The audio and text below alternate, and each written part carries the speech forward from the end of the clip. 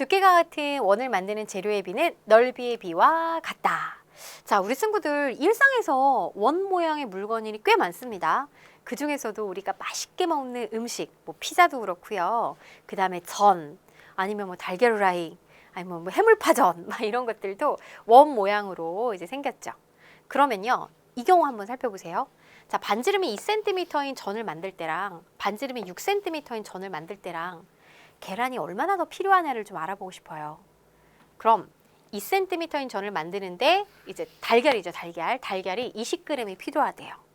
그럼 반지름이 6cm인 전을 만드는 데는 2cm, 6cm 비교해보면 몇 배지?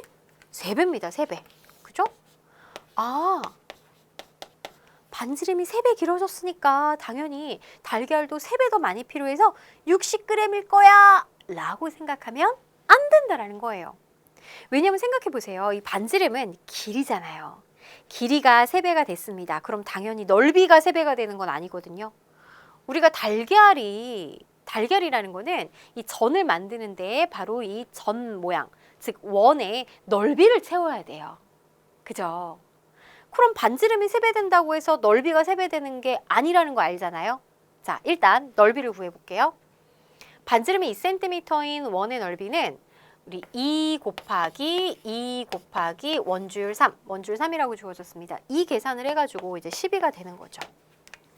그러면 넓이 12제곱센티미터만큼을 채우는데 달걀이 20g 필요한 거고요. 그 다음 반지름이 6cm인 원의 넓이는 6 곱하기 6 곱하기 3, 그래서 108입니다. 어때요? 몇 배가 되냐면 9배입니다. 9배. 그러니까 이 넓이는 이 넓이 9배가 되기 때문에 9배만큼 더 달걀이 필요한 거예요.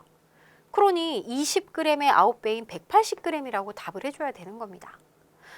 선생님, 왜 반지름이 3배가 됐는데 넓이가 9배가 되는 거예요? 보세요. 이 두 식을 썼는데 반지름이 3배가 됐다는 건 여기에다가 2 곱하기 3을 한 거죠. 자, 얘도 마찬가지로 곱하기 3을 한 겁니다. 그러면 넓이 구할 때는 반지름 곱하기 원줄이기 때문에 반지름이 몇 번 곱해져요? 2번 곱해진단 말이에요. 그러면 3배도 2번 낸 거예요. 곱하기 3, 곱하기 3. 그렇기 때문에 결국 여기가 9배가 되는 겁니다. 이해됐죠, 우리 친구들? 그래서 반지름이 3배가 되면 넓이는 9배가 되고, 그리고 이 원을 만드는 재료는 이 넓이의 비로 구해줘야 되는 거예요. 만약에 그럼 반지름이 2배 됐다고 해보세요. 2배 되면 원의 넓이는 4배가 되는 거니까 그때의 재료도 자 바로 이제 4배로 계산을 해줘야 되는 것 잊지 마세요.